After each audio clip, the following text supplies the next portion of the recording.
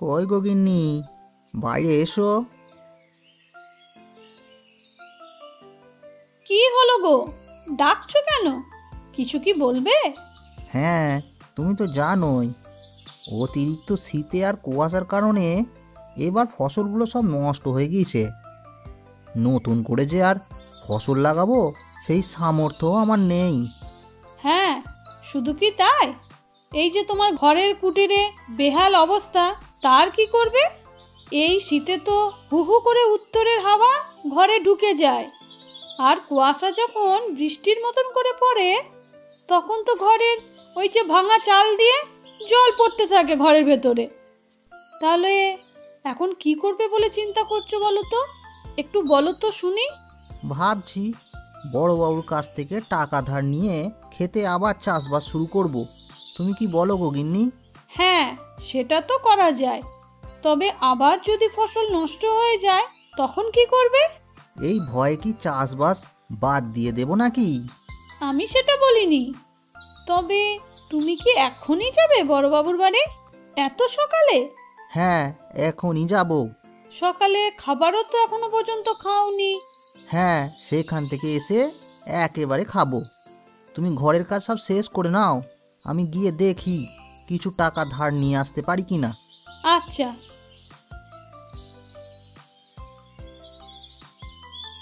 Hello বন্ধুরা, আজ আমি একটা অ্যাপ্লিকেশনের কথা বলতে চাই যার নাম হচ্ছে 1xBet। এখানের ম্যাচগুলিতে গেম খেললে কার, আইফোন, টিভি, অ্যাপেল ওয়াচ এবং আরো অনেক ক্যাশ প্রাইজ জেতার সুযোগ রয়েছে। এই অ্যাপটিতে আপনি সমস্ত লাইভ ম্যাচের রেজাল্ট দেখতে পাবেন এবং সেই ম্যাচের স্কোর অনুমান করে বেটিং করতেও পারবেন, যেমন কোন টিম জিতবে, কোন টিম রান কত করবে এবং কে সর্বোচ্চ স্কোরার হবে। এছাড়াও এখানে রয়েছে বিভিন্ন ধরনের গেম। আর রেজিস্টার করার সময় আমার দেওয়া প্রোমো কোড মামাম ব্যবহার করলে প্রথমবার ডিপোজিটে 12,000 টাকা পর্যন্ত পেয়ে যেতে পারেন। আপনি সহজেই পেটিএম, ব্যাংক এবং অন্যান্য সহজ পদ্ধতির মাধ্যমে আপনার জেতা টাকা তুলতে পারেন। তাহলে দেরি কিসের? কমেন্টে লিংক, প্রোমো কোড পিন করা আছে, প্রোমো কোডটি ব্যবহার করুন আর ক্যাশ প্রাইজ জিতুন।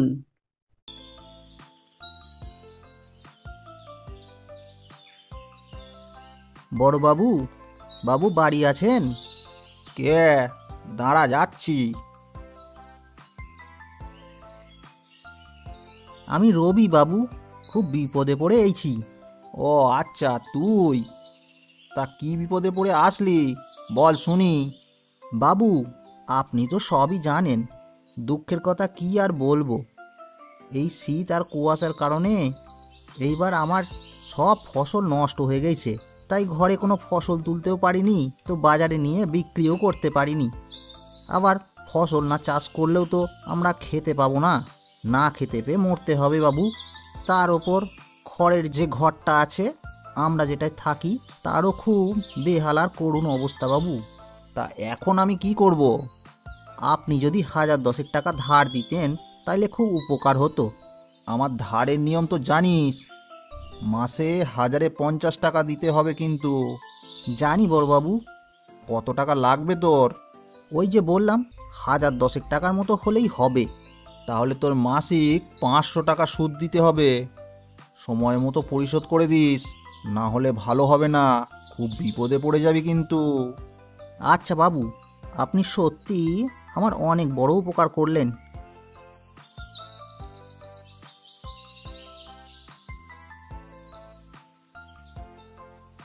ও, তুমি এত তাড়াতাড়ি চলে এসেছো? তা বড়বাবু কি তোমাকে কোনো টাকা ধার দিয়েছে? হ্যাঁ গগিনি, দিয়েছে। তা বেশ ভালো। তাহলে চাষ কবে থেকে শুরু করবে? ভাবছি আজকে থেকেই কাজ শুরু করে দেব। ক্ষেতটাকে প্রস্তুত করে কালকেই দেখি কিছু ফসলের বীজ লাগাতে পারি কি না। সেটাই ভালো হবে, কিন্তু কি ফসল লাগাবে তুমি? আচ্ছা দেখো, যাই লাগাবে একটু কিন্তু ভেবে চিন্তে লাগিও, তা নাহলে সেই আগের বারের মতো আবার দেখো নষ্ট না হয়ে যায়। আচ্ছা, এখন অনেক ক্ষুধা পেয়েছে, জলদি খাবার দাও তো। খাবার খেতে খেতে না হয় কথা বলি। আচ্ছা, তুমি বসো, আমি খাবার দিচ্ছি।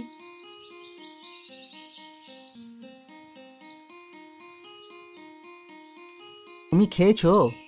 না। তাইলে তুমিও একসাথে খেয়ে নাও। কি রে রবি, এত বেলা করে সকালের খাবার খাচ্ছিস, কি ব্যাপার? ও রতন, তুই? কি খবর তোর? আমি সকাল সকাল গিয়েছিলাম বড়বাবুর বাড়ি রে, ওখান থেকে আসতে আসতে দেরি হয়ে গেল। তা বসে পর তুইও, আমাদের সাথে তুইও একটু খেয়ে নে। না রে, তোরাই খা, আমি খেয়ে এসেছি। তা বললি যে বড়বাবুর বাড়িতে গিয়েছিলি, তা কি দরকারে গিয়েছিলি? গিয়েছিলাম কিছু টাকা ধার নিয়ে আসতে রে। জানিস তো এইবারে সব ফসল নষ্ট হয়ে গেছে, তাছাড়া আমার বাড়িটারও মেরামত করতে হবে। সব কিছু মিলিয়ে একটু হিমশিম খেয়ে যাচ্ছিলাম রে। আর আমি তোকেও খুঁজছিলাম, এখন কোন ফসল লাগাই বলতো, সেই ব্যাপারেই তোর সঙ্গে একটু আলোচনা করার জন্য তোকে খুঁজছিলাম। কেন? আমাকে কেন খুঁজছিলি? এখন কোন ফসল লাগাই বলতো, সেই ব্যাপারেই তোর সঙ্গে একটু আলোচনা করার জন্য তোকে খুঁজছিলাম। বড়বাবুর বাড়ি থেকে আসার সময় দেখলাম তোর ক্ষেতে অনেক লাউ ধরেছে। হ্যাঁ রে, এই শীতে অনেকগুলো লাউয়ের বীজ বুনে দিয়েছিলাম আর ভালো করে যত্ন করেছিলাম, তাই খুব অল্প দিনের মধ্যেই বেশ লাউ ধরেছে। আমরা অনেক লাউ খেয়েছি, এমনকি বাজারেও বেশ ভালো দামেই লাউ বিক্রি করতে পেরেছি রে। তুই চাইলে তোকেও লাউয়ের বীজ দিতে পারি। আচ্ছা বন্ধু, তাই দিস। অন্তত এই লাউয়ের ফলনটা যদি ভালো হয় তাইলে এবারের মতো আমার চলে যাবে রে। আচ্ছা, এখন আসি, বাজারে যেতে হবে, পরে দেখা হবে, কেমন?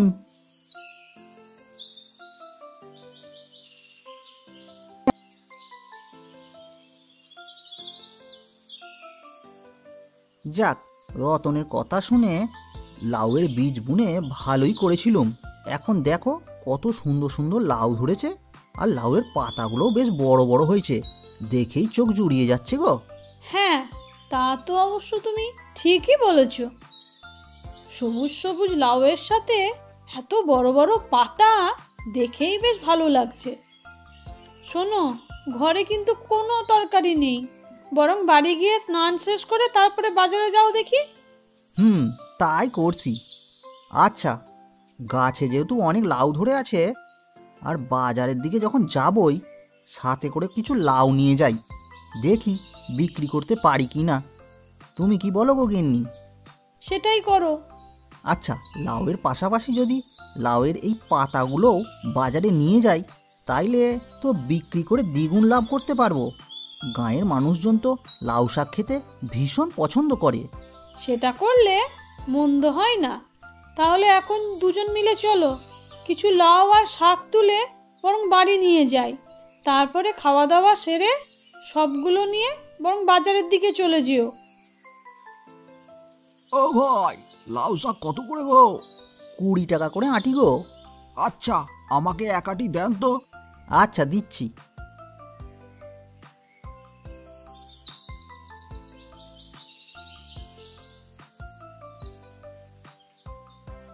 কি রে রবি, তুই বাজারে কি করিস? এগুলো কি তোর লাউ নাকি? আর শাকও রয়েছে দেখছি।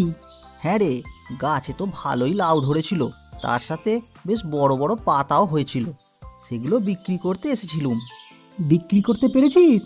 না রে ভাই, লাউ তো কেউ নিতে চায় না রে। তোর লাউগুলো তো পেকে গিয়েছে রে, আর লাউ খেতে হয় একদম কচি থাকতে। তা কত দাম চাইছিস? একটা লাউ 40 টাকা করে দিচ্ছিলুম। দামও তো বেশি চাইছিস, একে তো পাকা লাউ, তার উপরে চড়া দাম। আচ্ছা, আমাকে একটা দিয়ে দে। ঠিক আছে, দিচ্ছি। কিন্তু তোর তো নিজেরই লাউ গাছ আছে, তারপরেও বন্ধুর প্রতি দয়া করে কিনে নিচ্ছিস, তাই না রে? বেশি কথা না বলে ব্যাগে দে। আচ্ছা, তাহলে আমি আসি, তুই সময় করে আমার বাড়িতে আসিস, অনেক দিন ধরে আড্ডা দেওয়া হয়নি। আচ্ছা, সময় করে যাব না হয়। কি ব্যাপার, বাজারের ব্যাগে লাউ কেন? তুমি কি সব লাউ বিক্রি করতে পারোনি? আমি তো ভেবেছিলাম বাজারের ব্যাগে তুমি হয়তো কোনো মাছ মাংস কিনে নিয়ে এসেছো। গিন্নি, সব লাউ বিক্রি করতে পারিনি গো, অনেক কষ্টে 2-3টে বিক্রি করতে পেরেছি। আর যেহেতু বৃষ্টি পড়ছিল, তাই একটা ব্যাগের মধ্যে ঢুকিয়ে নিয়ে সব লাউ বাড়ি ফেরত নিয়ে এসছি গো, যাতে নষ্ট না হয়ে যায়।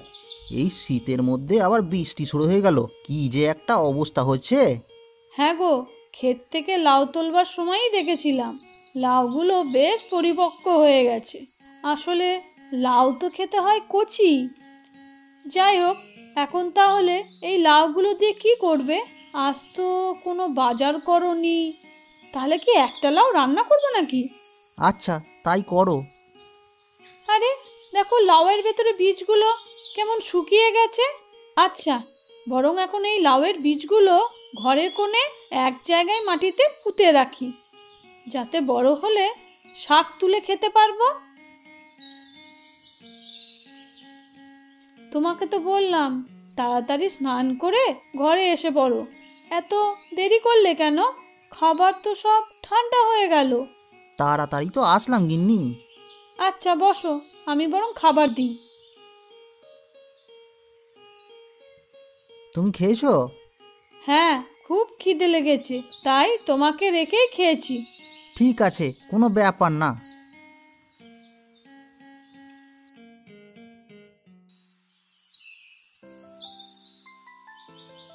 কই গো, এইদিকে এসে একবার দেখে যাও, বাইরে কি হয়েছে। কোথায় কি হয়েছে?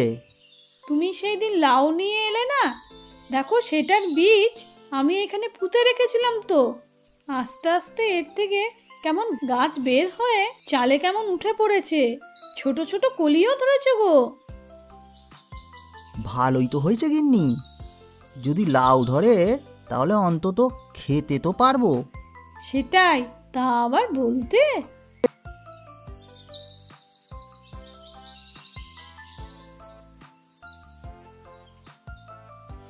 কি রে রবি, তোর বাড়িতে এসে এটা কি আমি দেখলাম? তুই তো দেখি লাউ পাতার ঘর তৈরি করে ফেলেছিস। তোর পুরো ঘরটা তো লাউ পাতা দিয়ে ছেয়ে গেছে। হ্যাঁ রে বন্ধু, ওই দিন যখন বাজারে তোর সাথে আমার দেখা হয়েছিল, আর আমি ওই যে পাকা লাউ নিয়ে বাজারে গিয়েছিলাম, তারপর তো তেমন আর বিক্রি করতে পারিনি। বাড়িতে আনার পর আমার গিন্নি ঘরের ওই এক কোণে বীজগুলো সব পুঁতে দিয়েছিল। আর আজকে দেখ না, ঘরে কেমন লাউ পাতায় পুরোটা ঢেকে গেছে। একদিকে খুবই ভালো হয়েছে রে জিনিসটা। এই শীতে আমার ঘরে খুব ঠান্ডা বাতাস ঢুকতো, তার সাথে কুয়াশার জল পড়তো ঘরের ভিতর। কিন্তু এই লাউ পাতার ঘরটা তৈরি হয়ে যাওয়ার পর ঘরে আর কোনো বাতাসও আসে না, আর কুয়াশার জলও পড়ছে না রে। হ্যাঁ গো, বুদ্ধি করে লাউ গাছের ডগাগুলো চালের ওপর তুলে দিয়েছিলাম বলেই এমনটা হয়েছে। আচ্ছা, ভালোই করেছিস। তা অনেক দিন তো হয়ে গেল, বড়বাবুর টাকা ফেরত দিতে পেরেছিস? না রে, এখনো পর্যন্ত দেইনি। কিভাবে দেব? এর আগের বার তো কি ভুল একটা করেছিলাম, তুই তো দেখছিস। তা এই কদিন গাছে আরও অনেক লাউ ধরেছে।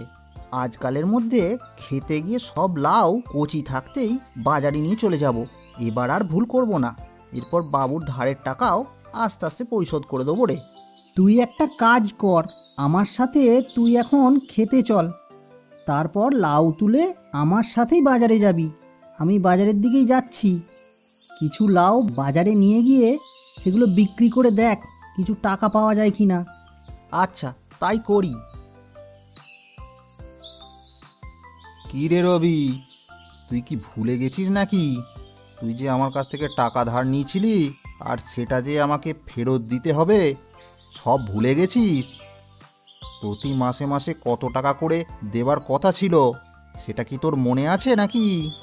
হ্যাঁ বাবু, আমার সবই মনে আছে।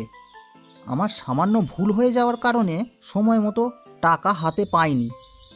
আমাকে আপনি 3টে দিন সময় দিন, আমি ওই সময়ের মধ্যে আপনার টাকা দিয়ে দেব। আমি মোটেও তোকে 3 দিন সময় দিতে পারবো না, আমি তোকে 2 দিন সময় দিতে পারি। এই 2 দিনের মধ্যে আমার টাকা দিয়ে দিবি, না হলে ঝামেলায় পড়বি কিন্তু। লাউ নিয়ে যান, লাউ, একদম কচি লাউ। আরে ভাই, আপনি আজকেও লাউ নিয়ে এসেছেন? সেই দিন তো আমি আপনার কাছ থেকে লাউ শাক কিনেছিলাম, তবে লাউ নিতে পারিনি, কারণ লাউগুলো তেমন ভালো ছিল না।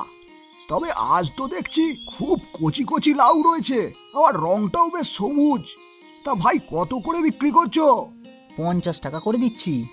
একটু কম রাখা যায় না? না ভাই। আচ্ছা দিন।